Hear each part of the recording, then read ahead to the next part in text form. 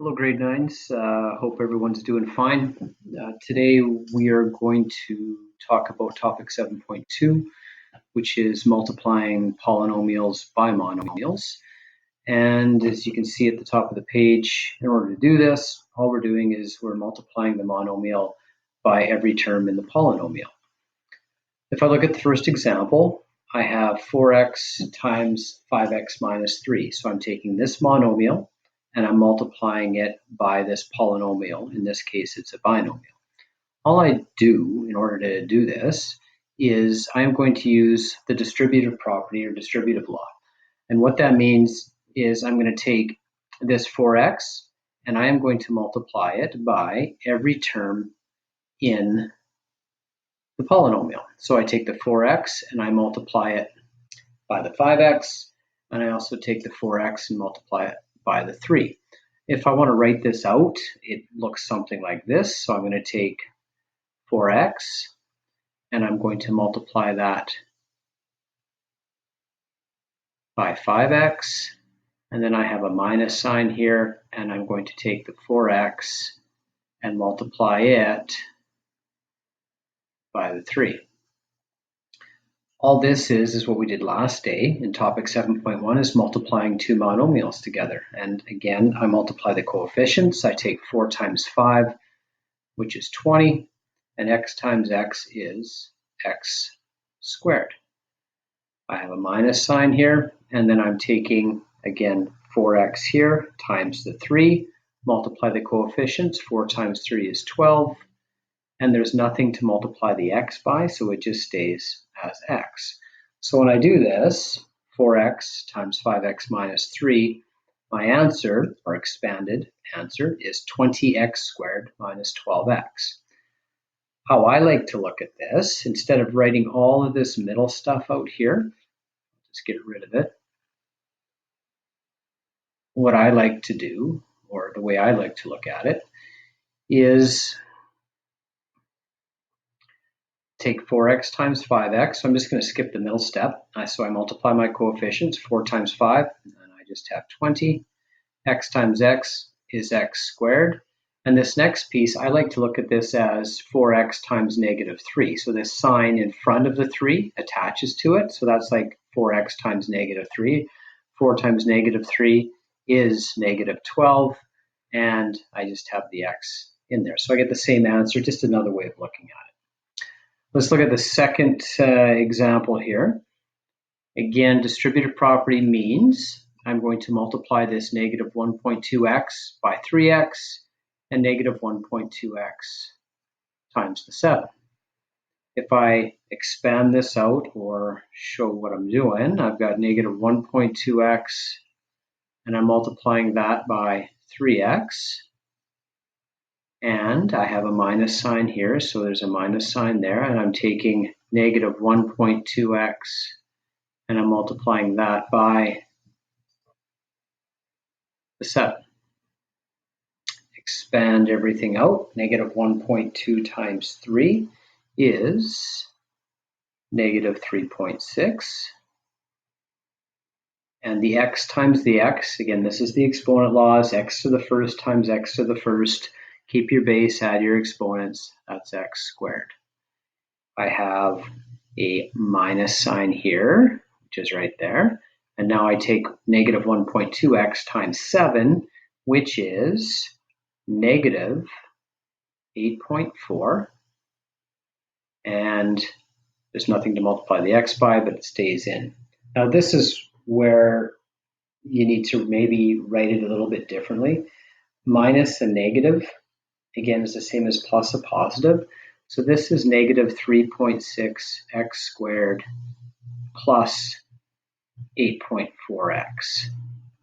Now, this middle step here with these two negatives, that's where I like to look at it the other way that I mentioned, and I'll show you in just a second why I find it easier to look at it this next way, but that is what the answer should be.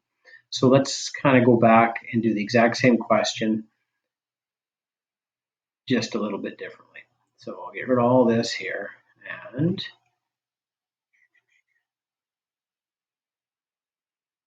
again, I'm taking negative 1.2x times the 3x. And how I like to look at this next part is this is negative 1.2x. I like to attach that sign to that 7, so it's negative 1.2x times negative 7. That's how I like to look at it. I find it makes it a little bit easier. And so let's do this one here using that process. So negative 1.2x times 3x. Negative 1.2 times 3, again, multiply the coefficients, is negative 3.6. And I have x times x gives me my x squared. This next part, this is negative 1.2 times negative 7. And negative 1.2 times negative 7 is positive 8.4. And then I just have the x that is not multiplied by anything, but it stays in. So to me, it's an easier way to look at it. Instead of having that double negative minus a negative, just look at this as negative 1.2x times negative 7, which is positive 8.4x. I just find that's easier. Let's have a look at the next group. And actually, why don't you pause this right now, give these two, A and B, a try, and see what you come up with, and I'll work through them as well. So in A, I'm taking negative 3x times 2x and negative 3x times the 5. Multiply the coefficients. Negative 3 times 2 is negative 6, and x times x is x squared. So negative 3x times 2x is negative 6x squared. Again, I look at this as negative 3x times 5. Negative 3 times 5 is negative 15. And then I just have that x. So this one simplifies to negative 6x squared minus 15x. Example B, 5y times 11. And this is 5y times negative 1x. There is a coefficient of 1 in front of there. That's like a negative 1x. So 5y times 11, multiply your coefficients. 5 times 11 is 55. And I just have y. 5 times negative 1 is negative 5. And when I have 5y times negative 1x, again, 5 times negative 1 is negative 5. Y times x is yx, or just xy. We usually put it in alphabetical order. So you don't usually see it as yx, but instead xy. So this is 55y minus 5xy. And that's multiplying a monomial by a polynomial. Again, application questions will come up. This again is the area of a rectangle, and we know from before to calculate the area of a rectangle, we take the length times the width, or we can multiply the width times the length. In this case, we do put the monomial out front and this polynomial second. So if I'm going to do this one, I'm going to take 2y and I'm going to multiply that by 6y minus 4. 4 a bit better. Oof. How would I do this?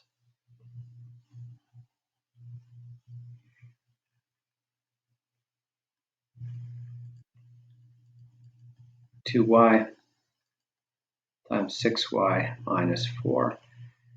Again, distributive property, 2y times 6y, and 2y times negative 4. 2 times 6 is 12. Y times y is y squared. 2y times negative 4, so 2 times negative 4 is negative 8. And I just have a y here. So the area of this rectangle is 12y squared minus 8y. The last one that we'll try is a little bit more challenging. It's not always a binomial that we're multiplying by. We can take a monomial and multiply it, in this case, by a trinomial because there's 3 terms here. This is a little bit tougher. We've just got lots of variables involved and 3 terms, that we're multiplying this monomial by. Give it a shot, see what you come up with, and I'll walk through it as well.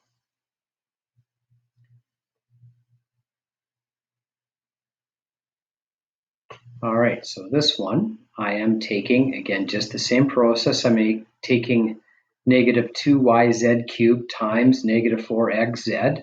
I'm taking negative 2yz cubed times negative 3xy squared, and I'm taking negative 2yz cubed times 5xyz. I expand that all out using the exact same process. Multiply your coefficients, multiply your variables. If there's variables that are the same, you have to use exponent laws. So if we look and we multiply the coefficients here, this is negative 2 times negative 4, which is positive 8. There is no other y's to multiply by in here, so there's just going to be a y in here and stay. There's also no x to multiply together in here, so it's just going to stay as an x, but I can see that I have a z cubed times a z. So again, alphabetical order is the proper way of doing this. So the x is just going to stay in as x, the y is just going to stay in as y, and now I'm taking z cubed times z, and again, that z has an exponent of 1 on it. Keep your base of z, add your exponents, and 3 plus 1, so that's z to the 4th. So that's your first term. Done. The next one, negative 2yz cubed times negative 3xy squared. Negative 2 times negative 3 is positive 6. No other x's to multiply by, so that x is just going to stay as an x. But I do have y to the first here times y squared, which is y cubed, and z cubed. There's no other z's in here, but it stays in. So my middle term is 6xy cubed z cubed. The last one, I take negative 2yz cubed times 5xyz. Again, the coefficients, negative 2 times 5 is negative 10, so there's a minus 10 here. No x's to multiply by, so that x right here just stays in. There it is there. I have a y to the first times another y to the first, which is y squared, and z cubed times z. Again, that's z to the first. Keep your base, add your exponents. That is z to the 4th. So this expanded version is 8xyz to the 4th plus 6x cubed 6xy cubed z cubed minus 10xy squared z to the 4th. And that's the expanded answer. Now, you're not going to see this in grade 9. This is lots going on, but it is, you can see that it is exactly the same process. We're just multiplying coefficients, multiplying variables. There's just lots to keep track of in here. So don't get freaked out by this one. Most of the stuff that you're going to see is exactly like we did up top here, where I have a monomial times a binomial, or potentially a monomial times a trinomial. Hope that makes sense, and good luck with the questions. As always, if you have any questions at all, feel free to email or contact us through Mind or whatever works, and we'd be happy to answer any questions. Take care.